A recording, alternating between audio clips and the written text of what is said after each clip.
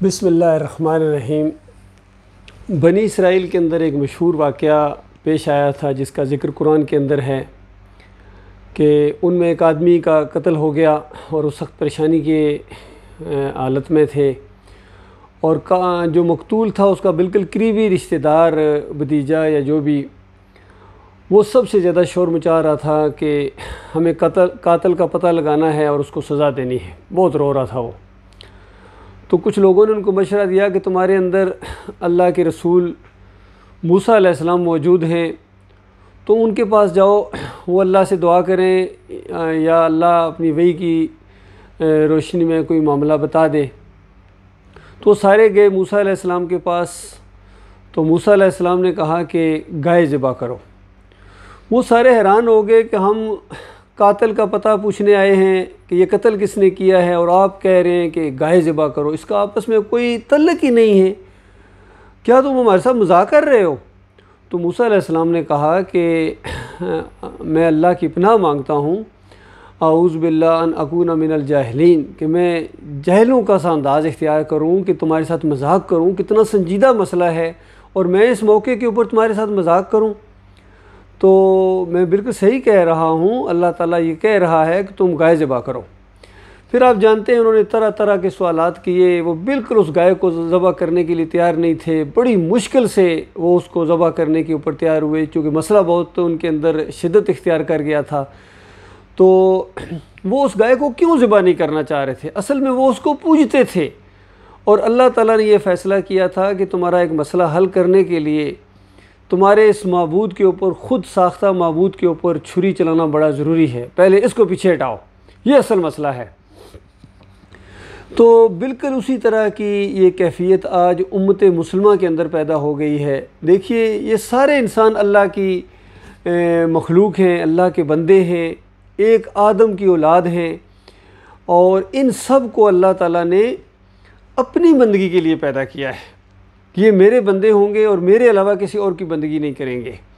تو ابلیس نے وہاں کہا تھا کہ میں ان کو دائیں سے بائیں سے آگے سے پیچھے سے ہر طرف سے گھیروں گا، اور اکثریت کو تو ناشکرہ پائے گا اور میں اپنا حصہ وصول کروں گا۔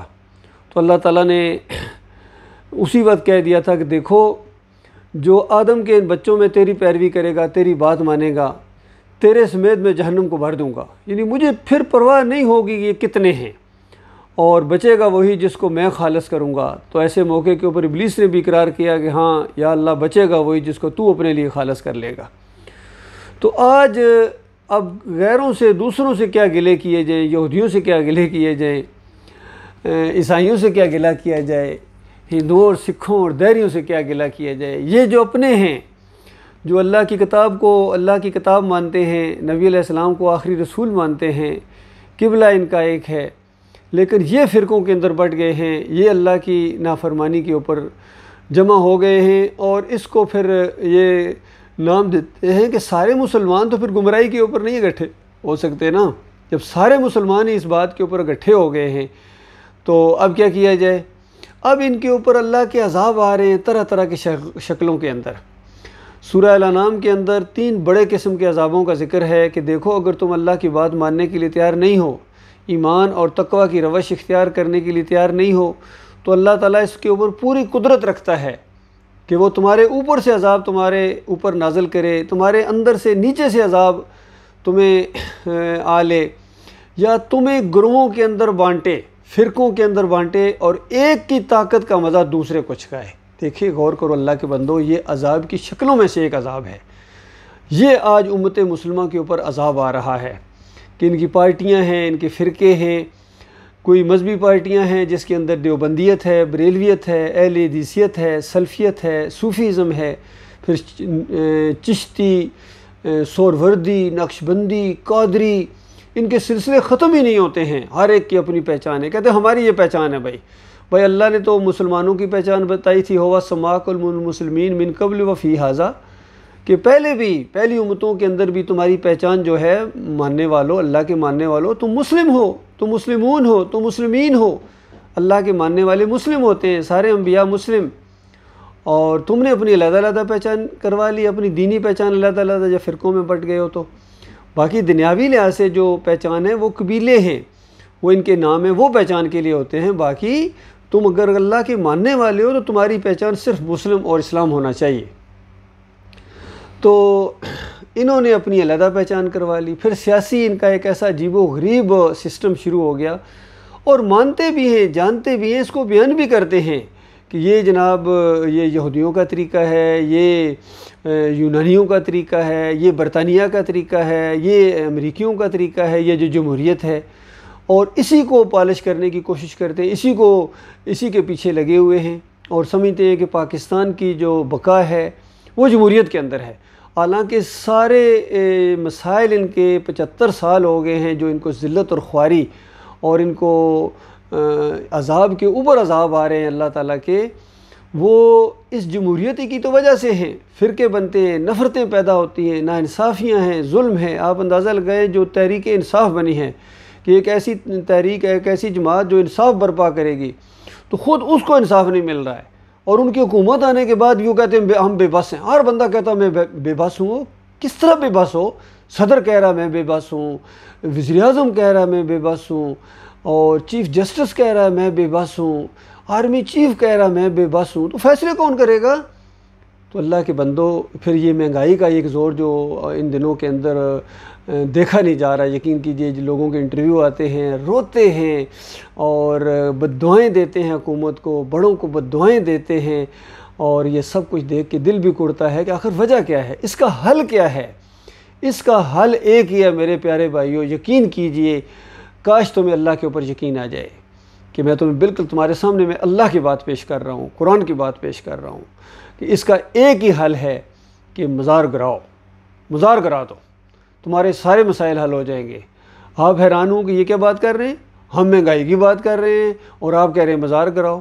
یہ بالکل اسی طرح کی بات ہے جس طرح بنی اسرائیل کے اندر وہ مقتول اور قاتل کا معاملہ تھا، تو کہا گیا کہ گائے کو ذبح کرو، کیونکہ گائے کو وہ پوجتے تھے۔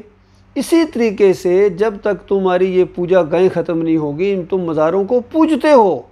مزار دیکھ کے گبرو نوجوان کا سر جھک جاتا ہے عقیدت سے۔ یہ ڈرائیور لوگ میں نے دیکھے ہیں، جب کبھی سفر کے دوران گانا بجانا چل رہا ہوگا اور جیسا کوئی مزار آئے گا، کوئی جھنڈیاں ادھر ادھر سرخ پیلی نیلی جھنڈیاں، اگر قبر عام طور پر یہ سڑکوں کے کنارے بناتے ہیں جو پیشہ ور قسم کے لوگ ہیں، تو وہاں وہ مال بٹورتے ہیں، تو اس گبرو جوان کی گردن جھک جاتی ہے اس طرح، اور وہ ٹیپ ریکارڈر کو بند کر دیتا ہے۔ تھوڑی دیر کے وہ جب اس رینج سے نکلتا ہے تو پھر اس کے بعد وہ شروع کر دیتا ہے، اور اگر احساس دلایا جائے یہ کیا کر رہے ہو، کہتا نہیں جی یہ احترام ہوتا ہے۔ وہ احترام ہے تو اللہ زیادہ اس کا مستحق ہے کہ اس کا احترام کیا جائے۔ یہ گانے بجانے سے کس نے منع کیا ہے؟ بابے نے منع کیا ہے یا اللہ نے منع کیا ہے؟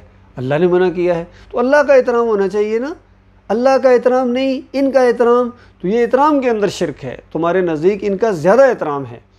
اور پھر عام طور پر کبھی یہ بھی ہوتا ہے کہ اگر یہ گانا بجانا لگایا ہوا ہو تو ان کو منع کیا جائے، دیکھو یہ تو شیطانی چیز ہے، تو کبھی کبھی کچھ ڈرائیور حضرات اس کو بند کر کے پھر قوالیاں شروع کر دیتے ہیں۔ تو میں کئی دفعہ کہتا ہوں اس سے وہ پہلا والا بہتر تھا، کیونکہ وہ تو گناہ تھا قابل معافی، اور یہ جو تم نے قوالیاں شروع کر دی ہیں یہ تو ناقابل معافی جرم ہے، یہ تو شرک ہے، اللہ کے ساتھ شریک ٹھہرایا جا رہا ہے۔ تو اس طرح اس قوم کی مت ماری گئی ہے، اور اس کے بڑے بڑے یقین کیجئے میں نے دیکھے ہیں کہ ان شرکیہ نعتوں کے اوپر، قوالیوں کے اوپر میں نے ان کو جھومتے دیکھا ہے۔ تقی عثمانی کو میں نے روتے اور جھومتے دیکھا ہے شرکیہ قوالی اور شرکیہ اس نعت کو سنتے ہوئے۔ شرکیہ نعت کہ نبی علیہ السلام کو اللہ سے آگے بڑھایا جا رہا ہے، اور حضرت صاحب اپنے آنسو پوچھ رہے ہیں، گویا یہ عقیدت کے اندر بچھے جا رہے ہیں۔ اسی طریقے سے آرمی چیف جنرل باجوہ کو میں نے جھومتے دیکھا ہے عقیدت کے اندر شرکیہ نعت کے اوپر۔ اور عمران خان صاحب کا تو کہنا ہی کیا، یہ تو دل دادا تھے، وہ جو فرمائش کر کے کہا کرتے تھے کہ دمہ دم مست کلندر اور علی علی علی علی، اس طرح شرکیہ قوالیوں اور شرکیہ ان گانوں کے اندر جھومتے ہیں، ہاتھ میں تسبیح اٹھائے اور پھر جھوم رہے ہوتے شرک کے اوپر۔ تو سارے اسی طریقے سے، مفتی محمود صاحب اسی طریقے سے حلوہ بانٹنے والے، ذوالفقار علی بھٹو سونے کے دروازے لگانے والے، ڈاکٹر اسرار موری شریف جا کے چادریں چڑھانے والے، اور یہ دوسرے جتنے فضل الرحمان ہو گئے یا طاہر القادری ہو گئے، طارق جمیل ہو گئے، یہ سارے کے سارے شرک کے اندر ڈوبے ہوئے ہیں، مسلکوں کے اندر ڈوبے ہوئے ہیں۔ یہ ان کا اصلی جرم ہے، ان کا اصلی جرم عوام مجرم ہے، یاد رکھیے۔ یہ عوام آج کل جو پٹ رہی ہے ان کے اوپر اللہ کا عذاب آ رہا ہے، کیونکہ یہ مجرم ہیں، انہوں نے اللہ کے ساتھ شرک کیا ہے، انہوں نے چادریں چڑھائی ہیں، انہوں نے عرس اور میلے کیے ہیں، اور انہوں نے اللہ کے ساتھ یہ شریک ٹھہرایا، کسی کو داتا بنایا، کسی کو دستگیر بنایا، کسی کو مشکل کشا بنایا، حاجت روا بنایا۔ کھوٹی قسمت ان کی یہاں کھڑی ہوتی ہے، غریب نواز ان کے قبر والے ہیں، اور ان کے واسطے وسیلے، پھر وہاں بڑی بڑی دیگیں، بڑے بڑے حلوے اور چادریں چڑھاوے سب کچھ ہیں، رکوع اور سجدے۔ یہ ثابت کرتے ہیں ان کے علماء، ان کے مشرق مفسرین ان کو یہ گولی دیتے ہیں، یہ کہتے ہیں قرآن سے ثابت ہے۔ محمود الحسن صاحب تفسیر شبیر احمد عثمانی کے اندر لکھتے ہیں، پہلے صفحے کے اوپر توحید کی جو کڑاکے کی آیت آ رہی ہے اس کا ترجمہ بالکل صحیح لکھتے ہیں، لیکن حاشیہ چلاتے ہیں 5 نمبر اور کہتے ہیں اس آیت شریفہ سے معلوم ہوا ایاک نعبد و ایاک نستعین کی تشریح کر رہے ہیں۔ کہتے ہیں اس آیت شریفہ سے معلوم ہوا کہ اللہ کے نیک بندوں کو، مقبول بندوں کو خالص واسطہ رحمت الہی سمجھ کر اگر ان کو بھی پکارا جائے تو یہ بھی اللہ ہی کو پکار رہا ہے۔ بتائیے، سارا مسئلہ ختم، توحید ختم، اور یہ وہی والی توحید بن گئی جس طرح ہمارے پرائم منسٹر صاحب، ایکس پرائم منسٹر، ایاک نعبد و ایاک نستعین سے شروع کرتے ہیں اور جا کے گن شکر کے مزار کے اوپر سجدہ کرتے ہیں۔ جناب یہ ان کا ایاک نعبد و ایاک نستعین ہے۔ پھر یہاں یا علی مدد کا پٹا میں نے خود ان کو بنواتے دیکھا ہے، تو ان کو ایمان عقیدے کی ہوا نہیں لگی ہے، یقین کیجئے۔ اور اسی طریقے سے اعلیٰ حضرت کا بھی یہی فرمان ہے کہ یہ اللہ کے نیک بندے ہیں، ان کو پکارنا، ان کے یہ واسطے وسیلے، یہ اللہ اس سے خوش ہوتا ہے۔ خادم رضوی اسی کے اوپر ٹٹے رہے، پوری زندگی یہی شرک کرتے رہے اور کراتے رہے، اور شرک کے نعرے لگواتے اپنی آخرت ہمیشہ کے لیے برباد کر دی۔ اور ان کا بیٹا اب کہتا ہے، سعد رضوی کا بیان اندازہ لگے، کہتے ہیں ہماری پہچان یہ ہے، کہتے ہیں پہلے تو ہمارے کچھ آتے تھے، مقررین آتے تھے، تھوڑا بہت اپنا تعارف کراتے تھے، اب ہم سب کا ایک ہی تعارف ہے کہ ہم سارے جو ہیں وہ نبی علیہ السلام کے کتے ہیں۔ اللہ کے بندوں غور کرو، ان کا باپ بھی یہی کہا کرتا تھا کہ میں تو کتا ہوں، میرا کام بھونکنا ہے۔ اور غور کرو اللہ کے بندو، اللہ کا جو کتا ہے وہ اگر برتن میں سے کچھ پی لے تو 7 مرتبہ جب تک اس کو دھویا نہ جائے وہ پاک نہیں ہوتا ہے۔ تم تو نبی کے کتے ہو، کوئی غوث کا کتا بننا چاہتا ہے، تم انسانیت کے لیے ذلت ہو، تمہارے اوپر قرآن کی وہ پوری طرح بات وہ فٹ آتی ہے۔ مالک فرماتا ہے وَلَقَدْ خَلَقْنَا الْإِنسَانَ فِي أَحْسَنِ تَقْوِيمٍ ثُمَّ رَدَدْنَاهُ أَسْفَلَ السَّافِلِينَ۔ ہم نے تو اس کو بڑی بہترین مخلوق بنایا تھا، اشرف المخلوق اس کو میں نے بنایا، مالک فرماتا ہے، لیکن یہ اسفل السافلین ہو گیا، اسفل السافلین ہو گیا، سب نیچوں سے نیچ ہو گیا۔ تمہارے ماتھے جب جا کے ٹیکے ہیں ان درگاہوں کے اوپر، بوسے دیتے ہو، کہتے ہیں بوسا ہے، یہ عقیدت ہے محبت، اور یہی شرک ہے، یہی شرک ہے، اسی کو شرک کہتے ہیں۔ اگر آپ شرک نہیں مانتے ہیں تو اس کا مطلب یہ تو نہیں ہے کہ شرک نہیں ہے۔ اسی طریقے سے ان بڑے بڑے اکابرین کے جتنے عقیدے مشرکانہ عقیدے گزرے ہیں، ان کی جب نشاندہی کی جائے تو آگے سے جواب دیتے نا جی ان کو کچھ نہ کہنا، ان کو کچھ نہ کہنا، کیا پتہ مرنے سے پہلے توبہ کر لی ہو، کیا پتہ مرنے سے پہلے کلمہ پڑھ لیا ہو۔ تو یہ اصول پھر سب کے لیے رکھو، ایک کے لیے اصول کیوں ہیں؟ قادیانی نے کیا پتہ مرنے سے پہلے توبہ کر لی ہو؟ یہ معاملہ ایسا نہیں ہے۔ عالم دین کے لیے توبہ کا ایک طریقہ اللہ تعالیٰ نے بیان کیا ہے۔ مالک فرماتا ہے اِلَّا الَّذِينَ تَابُوا وَأَصْلَحُوا وَبَيَّنُوا، جو توبہ کریں، اپنی اصلاح کریں، اس کو بیان کریں۔ عالم دین کی توبہ اس طرح ہوتی ہے کہ بیان کریں کہ میں اس سے پہلے جو تمہیں شرک کرواتا رہا ہوں، یا علی مدد کے نعرے لگواتا رہا ہوں، یا رسول مدد کے نعرے لگواتا رہا ہوں، 12ویں کے کیک میں نے کاٹے، اور میں نے 11ویں کی کھانے تقسیم کیے، اور اس کے بعد محرم کی سبیلیں اور کھچڑے اور یہ حلیم میں نے گوٹے، اور یہ میں نے کیا ہے، یہ سب کچھ میں توبہ کرتا ہوں اپنے مالک اور خالق سے، تم بھی توبہ کرو۔ شیطان کا وار تھا اور اللہ تعالیٰ ہمیں معاف کرے، اس طریقے سے توبہ کرو، تب تمہاری توبہ توبہ ہے۔ ورنہ یہ کہ ان کو کچھ نہ کہو تو پھر اس کے بعد آپ کے دماغوں کے اندر اللہ کا کوئی وقار نہیں ہے، اللہ کی کوئی عزت نہیں ہے۔ اللہ تعالیٰ نے سب کے نام لیے ہیں، پچھلے بڑے بڑے جو بدماش گزرے ہیں، شرک اور کفر کے جو دائی گزرے ہیں، ان کا نام لیا ہے اللہ تعالیٰ نے قرآن کے اندر۔ فرعون کا نام لیا ہے، حامان کا نام لیا ہے، قارون کا نام لیا ہے، اور ابو لہب کا نام لیا ہے۔ نام لے کے انگلی رکھ کے، اور نبی علیہ السلام کی سنت ہے، عمر بن لئی الخزائی، نبی علیہ السلام نے نام لیا ہے، یہ ہے جس نے امت ابراہیم علیہ السلام کے اندر جب یہ شرک کا انجیکشن دیا ہے تو اس نے سب سے پہلے یہ عقیدہ پیش کیا ہے، تب یہ امت ماری گئی ہے۔ تو اسی طریقے سے اس آخری امت محمد صلی اللہ علیہ وسلم کی امت کے اندر جو شرک کا انجیکشن دیا گیا، صوفیوں کے ذریعے شرک تو آ چکا تھا، وحدت الوجود، وحدت الشہود کے عقیدے آ چکے تھے، لیکن مکمل تباہی ابھی باقی تھی، جو عود روح فی القبر کے ذریعے اس امت کی رگوں کے اندر شرک کا انجیکشن دے دیا گیا کہ مردہ یہ زندہ ہو جاتا ہے، سنتا ہے، دیکھتا ہے، پہچانتا ہے، اور آواز لگاؤ تو وہ جواب دیتا ہے، اس کا سلام کرو جواب دیتا ہے مردہ۔ اندازہ لگے اللہ فرمائے قیامت سے پہلے مردہ سر نہیں اٹھا سکتا ہے۔ اموات غیر احیاء، یہ مردہ ہے، ان کے اندر زندگی کی رمق تک باقی نہیں۔ تم ان کو داتا، دستگیر، مشکل کشا، حاجت روا کہتے ہو، غوث اور مختار کل کہتے ہو، ان کے اندر زندگی کی رمق تک باقی نہیں ہے۔ اور قیامت سے پہلے ان کے اندر روح واپس نہیں آ سکتی ہے۔ ثم انکم بعد ذلک المیتون ثم انکم یوم القیامت تبعثون، اس زندگی کے بعد تمہیں موت ہے، پھر قیامت کے دن تمہارے اندر روح واپس کی جائے گی۔ قیامت تک مردہ مردہ ہے، گلتا ہے، سڑتا ہے، ہڈیوں کا پنجر ہو جاتا ہے، خاک کے ساتھ خاک ہو جاتا ہے، یہ ہڈیوں کے پجاری، یہ خاک کے پجاری، اور پھر کہتے ہیں کہ یہ ہمارے اوپر ایسے چوروں اور ڈاکوؤں کو مسلط کر دیا گیا ہے۔ ابھی تو اللہ نے بڑا ہلکا ہاتھ رکھا ہوا ہے، چوروں اور ڈاکوؤں کو مسلط کیا ہے۔ بنی اسرائیل کے اوپر اللہ تعالیٰ نے فرعون کو مسلط کیا تھا جو ان کے بچوں کو ذبح کرتا تھا۔ ابھی یہ تمہارے بچوں کو تو ذبح نہیں کرتے ہیں نا، ابھی تو انہوں نے ہلکا ہاتھ رکھا ہوا ہے۔ اللہ تعالیٰ تمہیں بار بار موقع دے رہا ہے غور و فکر کرنے کے لیے۔ جب ان چوروں ڈاکوؤں کو اللہ تعالیٰ پکڑے گا، ان کو بھی نہیں چھوڑے گا، لیکن اس سے پہلے یہ تمہارے اوپر اللہ کا عذاب ہے۔ عوام، میں آپ سے مخاطب ہوں، میرے پاکستانیوں، میری قوم کے لوگوں، للہ توبہ کرو، معافی مانگو اپنے مالک اور خالق سے۔ لا الہ الا اللہ محمد رسول اللہ سوچ کے پڑھو، لا الہ الا اللہ، اللہ کے علاوہ کوئی الہ نہیں ہے، کوئی معبود نہیں ہے، کوئی رکوع اور سجدے کے لائق نہیں ہے، کوئی پکار کے لائق نہیں ہے، کوئی واسطے وسیلے کے لائق نہیں ہے، کوئی نہیں ہے۔ اگر تم نے کسی ایک کو بھی سجدہ کیا، کسی ایک کو سجدہ ثابت کیا، جس طرح یہ کہتے ہیں یوسف علیہ السلام کو سجدہ ہوا، پورے خاندان نے کیا، پورے خاندان نے یوسف علیہ السلام کو سجدہ نہیں کیا تھا، وہ شکر گزاری کا سجدہ تھا جو اللہ رب العالمین کو کیا تھا اس خاندان کے اوپر رحمت اور برکتوں کی وجہ سے۔